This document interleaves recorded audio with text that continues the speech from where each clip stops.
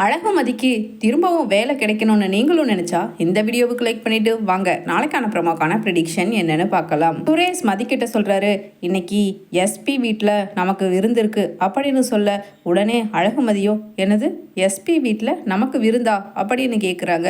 ஆமாம், வழக்கமாக எங்கள் டிபார்ட்மெண்ட்டில் யாருக்கு கல்யாணம் ஆனாலும் அதுவும் என்ன மாதிரி இன்ஸ்பெக்டர் கிரேடில் இருக்கிற யாருக்குமே கல்யாணம் ஆனால் எஸ்பி வீட்டில் கண்டிப்பாக அவர் இந்த மாதிரி விருந்து கொடுப்பாரு. அதனால தான் இப்போ இந்த வீக் நம்மளை வர சொல்லி இருக்காங்க அப்படின்னு சொல்லிட்டு சுரேஷ் சொல்கிறாரு. உடனே அழகுமதியோ, இப்போதைக்கு நான் இருக்கிற மனநிலைமையில் விருந்துக்கு வர்ற மாதிரியெல்லாம் இல்லை அப்படின்னு சொல்கிறாங்க. உடனே சுரேஷ் கோபப்பட்டு, ஏய் நீ என்ன நினச்சிக்கிட்டு இருக்க உன் மனசில்? எஸ்பின்னா என்ன சாதாரணமான ஆளா?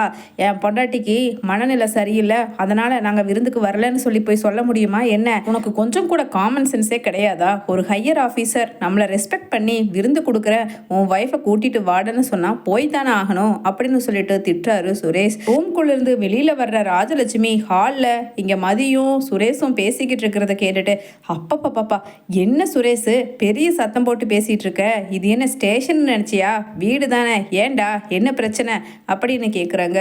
பின்ன என்னம்மா, இன்னைக்கு எஸ்பி வீட்டில் விருந்து ரெடியாயிரு, 11 o'clock கிளம்பி போகணும்னு சொன்னால் இவளுக்கு மூடு இல்லையா, அதனால் விருந்துக்கு வரமாட்டேன்னு சொல்கிறா. நான் நினச்ச மாதிரியே தான் நடந்துக்கிறா. வேலையே போனாலும் இவ அடங்க மாட்டான்னு தாண்டா சுரேஷ் நானும் நினச்சேன். அதே மாதிரி தானே நடந்துக்கிறா. என்ன புருஷன் கூப்பிட்டா போகிறதுக்கு கூட உனக்கு ஒரு நோக்காடா அப்படின்னு சொல்லிட்டு ராஜலட்சுமியும் பேச, உடனே தயவு செஞ்சு நீங்கள் இந்த விஷயத்தில் தலையிடாதீங்க, அதுக்கப்புறம் பிரச்சனை ரொம்ப பெருசாகிடும் அப்படின்னு சொல்லிட்டு மதியும் வான் பண்ண, உடனே சுரேஷ் அப்படின்னு சொல்லிட்டு இடுப்பில் கை வச்சு நிற்கிறாரு டென்ஷனில். ஒரு கையை தலைக்கி வச்சுட்டு உடனே மலர், மதி ஒரு நிமிஷம் நீ வா, சுரேஷ் நீ டென்ஷன் ஆகாத இரு அப்படின்னு சொல்லிட்டு மதியை உள்ளே அழைச்சிட்டு போகிறாங்க.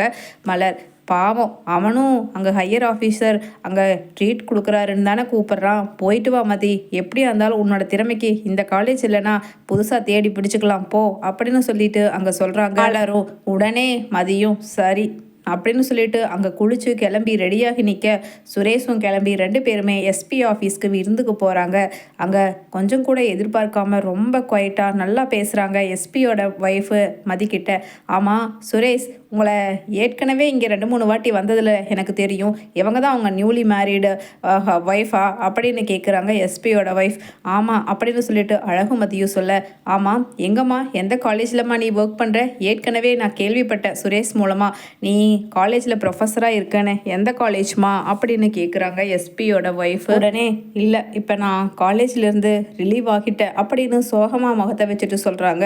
உடனே ஐயோ விடுவனா சன்னின்னு இங்கே வந்தாலும் இந்த காலேஜ் டாக்கே முடிய மாட்டேங்குதே அப்படின்னு சொல்லிட்டு, மேம் சார் அப்படின்னு சொல்லிட்டு சொல்ல, சார் வந்துடுவார் சுரேஷ் உட்காரு அப்படின்னு சொல்லிட்டு குட்டீஸ் 2 பேர் இருக்க அவங்களையும் கூப்பிட்டு விளையாடிக்கிட்டே மதிக்கிட்ட பேசுகிறாங்க எஸ்பியோட ஒய்ஃபு. எதனால் ரிலீவ் ஆன, என்ன காலேஜில் நீ ஒர்க் பண்ண அப்படின்னு சொல்ல, காலேஜ் நேம் சொன்ன உடனே நம்ம காலேஜில் தான் ஒர்க் பண்ணியிருக்கேன், ஆமாம் என்ன ரீசன் சொன்ன ரிலீவ் ஆகிறதுக்கு அப்படின்னு சொல்லிட்டு சிரிச்சுக்கிட்டே கேட்குறாங்க எஸ்பியோட ஒய்ஃபு.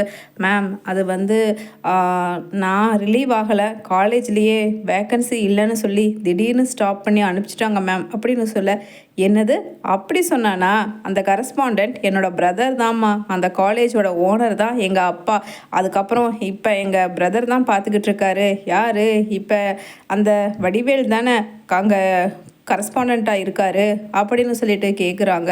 உடனே ஆமாம் மேம், அவர் தான் என்னை வேலையை விட்டு நின்றுட சொன்னார் அப்படின்னு சொல்ல, இப்போவே நான் பேசுகிறேன், இங்கே ஏய் குட்டி போய் ஃபோனை எடுத்துகிட்டு வாங்கம்மா அம்மாவதை அப்படின்னு சொல்லிட்டு சொல்கிறாங்க. அவங்க குழந்தைங்க கிட்ட ஃபோனை எடுத்துகிட்டு வந்து கொடுக்க, அண்ணா நான் பேசுகிறேன் அப்படின்னு சொல்லிட்டு அவங்க பேச, என்னம்மா சொல்லு அப்படின்னு கேட்குறாங்க கேஷுவலாக அவங்க கரஸ்பாண்டன்ட் ஃபோனில். நீங்கள் நேற்றுக்கு கூட அழகுமதிங்கிற பொண்ணை ஏதோ வேலையை விட்டு துரத்திட்டியாமா, என்னென்ன காரணம் அப்படின்னு கேட்க, நான் எங்கம்மா துரத்துனேன், அவங்க குடும்பத்திலேருந்து யாரோ ஒருத்தர் நல்லா வெள்ளை சட்டை போட்டுட்டு பேர் கூட தங்கராஜ்னு சொன்னார் அப்படின்னு தொடர்ந்து கரஸ்பாண்டன்ட் பேசிக்கிட்டே இருக்க, இங்கே சந்தோஷமாக பேசிக்கிட்டு ஸ்பீக்கரில் போட்டிருந்த அவங்க தங்கச்சியும் அங்கே பேசிக்கிட்டு இருக்காங்க. அதே சமயம் அழகுமதியும் கேட்டு ஷாக் ஆகிடுறாங்க. அதுக்கு முன்னாடியே சுரேஷும், என்னது ஐயோ எல்லா உண்மையும் வெளில வந்துடும் போலையே, இங்கே விருந்துக்கு வந்த இடத்துல இப்படி நடக்கணும் நம்ம நினைக்கலையே அப்படின்னு சொல்லிட்டு அங்கே ரொம்ப ஷாக் ஆகி இருக்க, அண்ணே என்னென்ன சொல்கிற, அவங்க வீட்டில் அவன் பேர் சுரேஷ் தானே, தங்கராஜெல்லாம் இல்லையே, சுரேஷ் எல்லாம் வந்து வேலையை விட்டு நிப்பாட்ட சொல்லியிருக்க மாட்டாருமா அப்படின்னு சொல்லிட்டு அங்கே கரஸ்பாண்டண்ட்டோட ஒய்ஃபும் சொல்ல, அதே சமயம் கரஸ்பாண்டண்ட் ஆப்போசிட் சைடில் பேசுகிறவர், ஆமாம் உனக்கு எப்படிம்மா அந்த பொண்ணு தெரியும் அப்படின்னு சொல்ல, அண்ணே இப்போ அவளும் அவள் ஹஸ்பண்ட் சுரேஷும் இங்கே எங்கள் வீட்டில் விருந்துக்காக வந்திருக்காங்கண்ணே அப்படின்னு சொல்லிட்டு எஸ்பி ஒய்ஃப் சொல்ல, அது மட்டும் இல்லை சுரேஷ் என் வீட்டுக்காரரோட டிபார்ட்மெண்ட்டில் தான் எஸ்ஐயா ஒர்க் பண்ணிக்கிட்டு இருக்காரு, நல்ல பையன்னு சொல்லி அடிக்கடி டியூட்டி சம்மந்தமாக எங்கள் வீட்டுக்கு கூட அவர் கூட வந்துட்டு போவாருன்னு, அதனால தான் அவங்களுக்கு ட்ரீட் கொடுக்கலான்னு சொல்லிட்டு வர சொல்லியிருந்தோம். அந்த பொண்ணு ரொம்ப பாவண்ணே, ரொம்ப ஈகர்னஸோடு இருக்குது ஒர்க் பண்ணுறதுக்கு, நீ வேலையை விட்டு யாரோ ஒருத்தங்க பை மிஸ்டேக் தங்கராஜ்னு வேறு பேர் சொல்கிறீங்க அப்படின்னு சொல்ல, உடனே அழகுமதி சொல்கிறாங்க, ஆமாங்க தங்கராஜ் இவரோட அக்காவோட ஹஸ்பண்ட் தான் அப்படின்னு சொல்ல, கரஸ்பாண்டண்ட்டோட ஒய்ஃபு அப்படியே ஸ்டாப் பண்ணிவிட்டு, என்ன அழகுமதி உனக்கு வேலை ஒர்க் பண்ணுறதுல இன்ட்ரெஸ்ட் இருக்குதானே, உனக்கு ஏதாவது டிஸ்டர்பன்ஸ் இருக்கா இங்கே அழகுமதி வேலைக்கு போகிறதுல அப்படின்னு சுரேஷையும் பார்த்து கேட்குறாங்க. ஆ ஆ ஆ அப்படின்னு சொல்லிட்டு நல்லா என்னமோ திருடனுக்கு தேள் கொட்டின மாதிரி முழிக்கிறாரு சுரேஷ். உடனே ஆஹா இல்லை மேம் அப்படின்னு சொல்லிட்டு சொல்கிறாரு. அப்போ கண்டிப்பாக 2 பேர்த்துக்கும் எந்த அப்ஜெக்ஷனும் இல்லாத போது யாரோ ஒருத்தங்க சொல்லி நீங்கள் எதுக்காக வேலையை விட்டு நிற்கணும், அழகுமதி நான் இப்போவே எங்கள் அண்ணன் கிட்ட சொல்கிறேன், நாளைக்கே திரும்பவும் நீங்கள் ரீஜாயின் பண்ணிடுங்க, அண்ணே அந்த பொண்ணுக்கு மறுபடியும் வேலை போட்டு கொடுத்துருண்ணே அப்படின்னு சொல்ல, அது வந்துமா அப்படின்னு சொல்லிட்டு அவரும் தயங்க, அண்ணே இந்த காலேஜ் நம்ம அப்பாவோடது, நான் சொன்னால் நீ கேட்பேன்னு நினைக்கிறேன் அப்படின்னு சொல்லிட்டு சிரிச்சுக்கிட்டே ஃபோனை வச்சிடுறாங்க. அழகுமதி வாங்க சாப்பிடலாம் அப்படின்னு சொல்லிட்டு அங்கே சொல்ல, உடனே அங்கே அழகுமதியும் மனசுக்குள்ளே தங்கராஜ் மேலே அப்படியே கொலை வெறியில் சாப்பிட்டு வெளியில் வர்றாங்க சுரேஷும். ஆஹா இவகிட்ட இன்னைக்கு நம்ம செத்தோம், சும்மாவே சாகடிப்பா, இப்போ இந்த விஷயத்தில் மாமா தான் இவளுக்கு வேலையை போக வச்சாருன்னு தெரிஞ்சா எச்சால நம்மளை போட்டு வாங்குவா அப்படின்னு பைக் எடுக்கிறாரு சுரேஷ். அதே சமயம் மேலே நின்றுட்டு அங்கே எஸ்பியோட ஒய்ஃபும் குழந்தைங்களும் பாய் சொல்ல, அழகுமதியும் பாய் சொல்லிட்டு பைக்கில் ஏறி உட்கார்றாங்க. அதே சமயம் நேராக வீட்டுக்கு போகிற வழியில் வண்டியை விடுறாரு சுரேஷ். உடனே வண்டியை உங்கள் அக்கா வீட்டுக்கு போகிற வழியில் திருப்புங்க அப்படின்னு சொல்கிறாங்க அழகுமதி. உடனே அங்கே எதுக்கு அப்படின்னு கேட்குறாரு.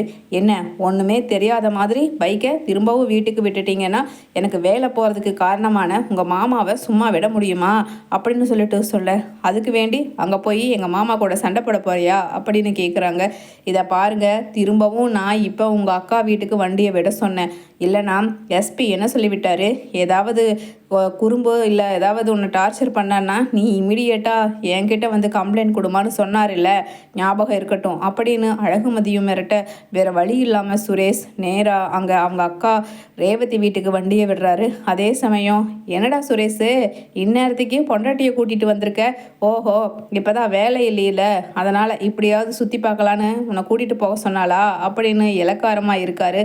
அங்கே தங்கராஜ் முகத்தில் காரி துப்பிட்டு, ச்சே இதெல்லாம் உனக்கு ஒரு பொழப்பா, அடுத்தவங்க கஷ்டப்பட்டு படித்து பிஹெச்டி வரைக்கும் முடித்து ஒரு வேலைக்கு போனால் அந்த வேலையை நீ கரஸ்பாண்டன்ட் கிட்ட பேசி என்ன ரிலீவ் பண்ண சொல்லுவியா அப்படின்னு சொல்லிட்டு கேட்குறாங்க. அதிர்ச்சியில் தங்கராஜ் அப்படியே ஷாக் ஆகி நிற்கிறாரு அழகுமதி.